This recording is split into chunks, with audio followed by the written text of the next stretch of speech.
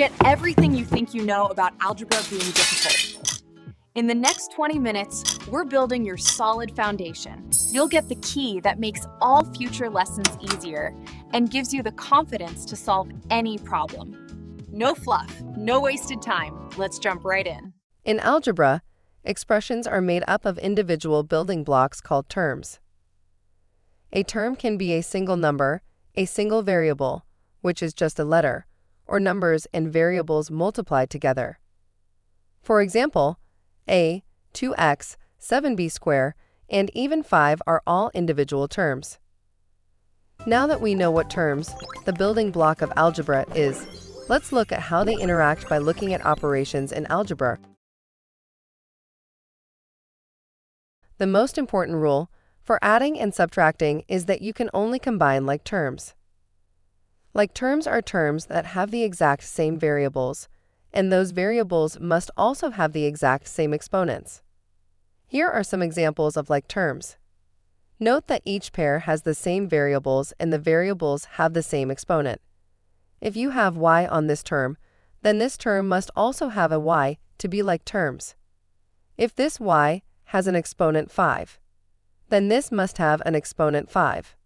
Note that the arrangements doesn't matter, as long as all the letters and the exponents are present.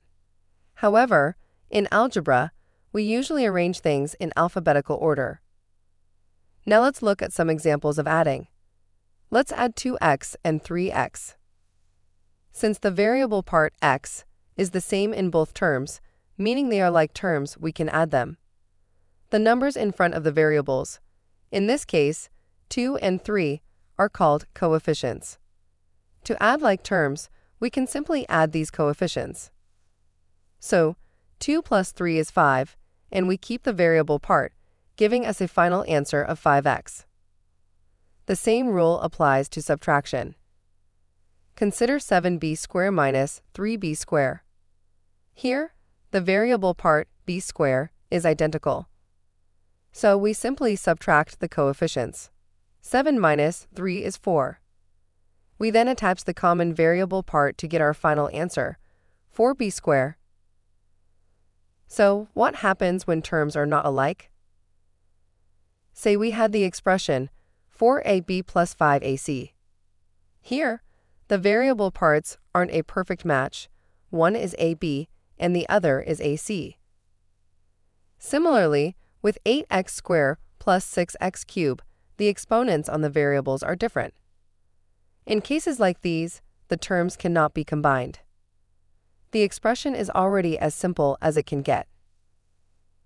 Often, you'll see longer expressions with a mix of like and unlike terms. For example, say we have 2x plus 9y minus 2 plus 2x plus y plus 3x. The strategy is to find and group all the like terms together. First, we'll find all the terms with the variable x. So we have a 2x, another 2x, and a 3x. Adding their coefficients, 2 plus 3, gives us 7x. Next, we'll find the y terms. So we have 9y and a plain y. Remember, the coefficient is the number in front of the variable. When you don't see any number, the coefficient is always an invisible 1. This means y is the same as 1y. So, we add their coefficients. 9 plus 1 gives us 10y. Finally, we will look for all the numbers without variables. These are called constants. Any number without a variable in an algebra expression is a constant. In our example, we just have one constant, which is -2. Since there are no other constants to combine it with, it stays as it is. Now we can see that the terms we have are unlike terms, so there's nothing more to combine. Our final answer is therefore 7x plus 10y minus 2. All right, great job. Before we move on, let's do a quick check to make sure you caught all the key words. See if you can remember them all.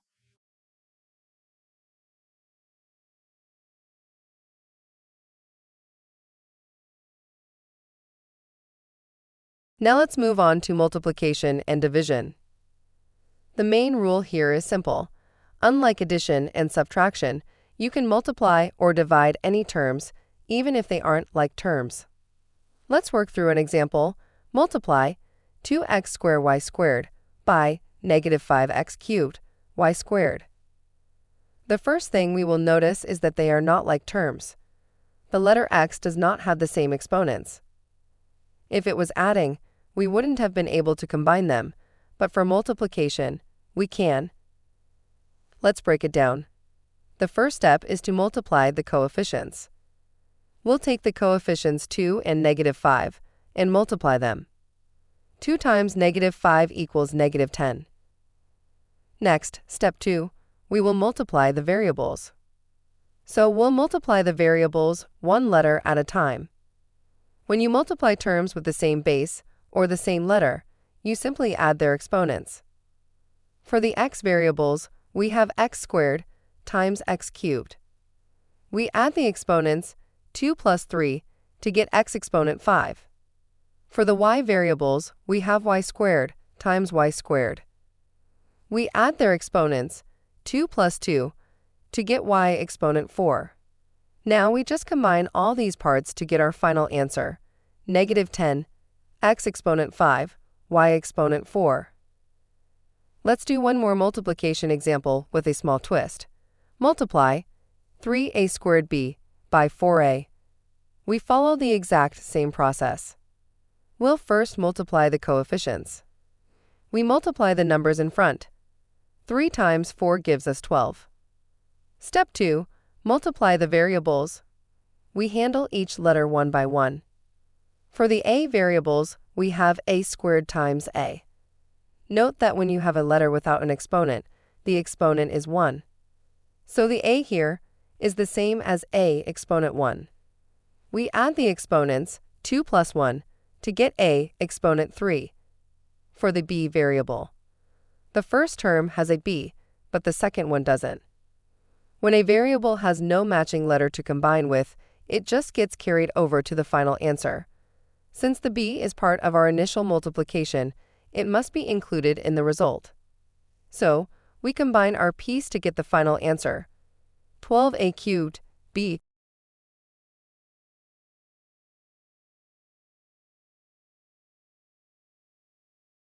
Next, let's look at division. The process is very similar to multiplication, but this time, we subtract. Let's look at this problem, which you'll often see written as a fraction. This just means 12 x exponent 5, y exponent 3, divided by 4x squared, y. Let's solve it step by step. The first step is to divide the coefficients.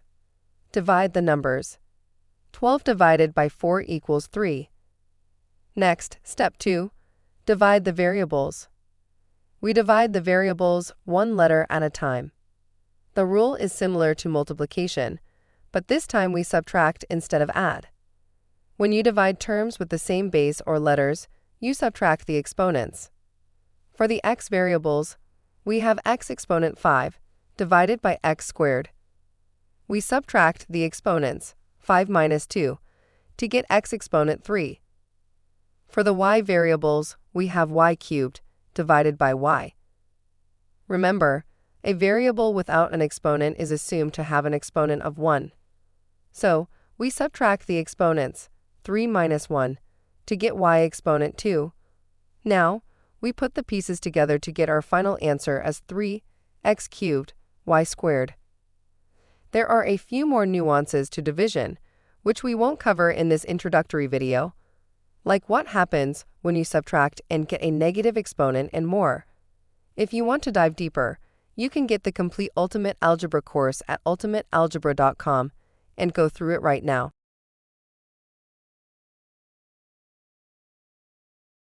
Exponents and radicals. We've already looked at two important times exponents are used. Now we are going to put a formal name to them. Remember when we multiplied 2x squared y squared by negative 5x cubed y squared. After multiplying the coefficients, we handled the variables by adding the exponents of the letters that were the same. This is known as the product rule of exponents. The rule states, When you multiply terms that have the same base, you add their exponents. That's exactly what we did in our example. For the x variables, we had x squared times x cubed. We added the exponents 2 and 3 to get x exponent 5. For the y variables, we had y squared times y squared. We added the exponents 2 and 2 to get y exponent 4. Let's look at one more simple example to lock in this. Multiply b squared by b exponent 7. Try it yourself. According to the product rule, since the base is the same, b, we add the exponents. We have 2 plus 7 to get 9. So the answer is b exponent 9. Please note, this rule only works if the bases are the same. You cannot use this rule to combine an expression like a squared times c exponent 5, because one of the bases is a and the other is c. The answer becomes a squared c exponent 5.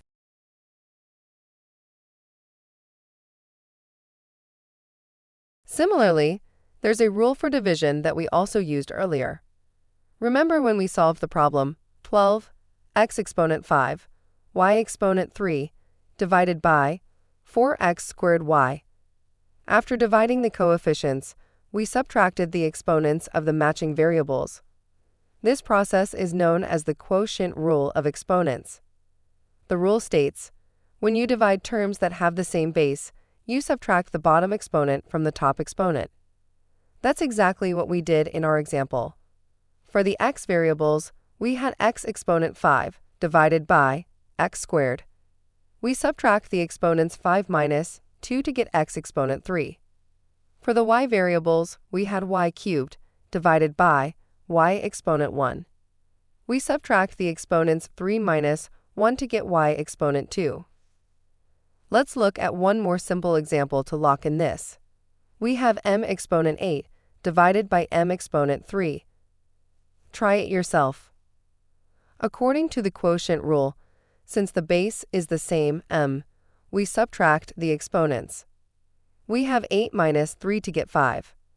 So the answer is m exponent 5. Like multiplication, this rule only works if the bases are the same.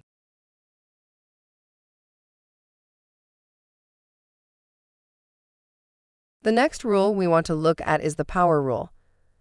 This rule applies when you raise a power to another power. For example, consider the expression x exponent 4, all exponent 3. This means we are taking the entire term x exponent 4 and multiplying it by itself 3 times. We have x exponent 4 times x exponent 4 times x exponent 4. Using the product rule we learned, because the base is the same, we would add the exponents. 4 plus 4 plus 4. This is 12. So the answer is x exponent 12. The power rule gives us a much faster way to get there. The rule states, when you raise a power to another power, you multiply the exponents. So for our example, x exponent 4, all exponent 3, we simply multiply the exponents 4 and 3. 4 times 3 is 12. This gives us the same answer, x exponent 12, in a single step. Let's take another example. Let's look at b exponent 5, all exponent 4. From the power rule, we will just multiply the 5 by the 4. This will give us 20. So we have b exponent 20. So far, we've looked at the product rule, the quotient rule, and the power rule. There are other exponent rules out there, but we're not going to overload ourselves with all of them right now. We'll hit more of those as we move into practice problems. Now, here's the cool part. Those rules actually set us up for our next topic, radicals. They're just exponents in disguise. Let's dive in. What happens if you have a fraction as an exponent? Let's say you have x exponent 1 over 2. How do you go about it? This is where the fractional exponent rule comes to play. The rule is that, when you have a fraction as an exponent, then the denominator of a fraction becomes the index of the corresponding radical. So here, since the denominator of the fraction is 2, this will be the square root of x. Notice the denominator is now the index. Note that square root is the default, so you don't have to write the index 2. Let's take another example. Let's look at x exponent 1 over 3. Using the fractional rule, this will become the cubed root of x. Again, the denominator of the fraction, 3, became the index. Since 3 is not the default, you must write the index 3. Now, what if you have x exponent 3 over 5? We know that the denominator of the fraction, 5, will be the index of the radical. What about the numerator? The numerator is what we've been looking at all along in exponent, so it will remain the exponent. So we have fifth root of x exponent 3. Let's add that part to our fractional exponent rule to capture both the numerator and denominator. We add, and the numerator represents the power applied to the base. Knowing that radicals are simply exponents is very important. It means we can use all the other laws of exponents on them. Let's simplify 5 times cubed root of x times 3 times square root of x. Let's first multiply the coefficients. We have 5 times 3. This is 15. Next, we will change the radicals to exponents using the idea of fractional exponents. This will be x exponent 1 over 3. Then this will be x exponent 1 over 2. Now we can use the product rule. When two terms with same base multiply, we can simply add the exponents. For the x, we can add the exponent 1 over 3 plus the exponent 1 over 2. We add this fraction to get 5 over 6. So our answer is 15x exponent 5 over 6. If you struggled with that fraction part, we recommend our 3 must-know concepts video to build your confidence. If you're ready for more, your next lesson is right here. For exclusive content, become a channel member or get the complete course at ultimatealgebra.com. You'll be glad you did.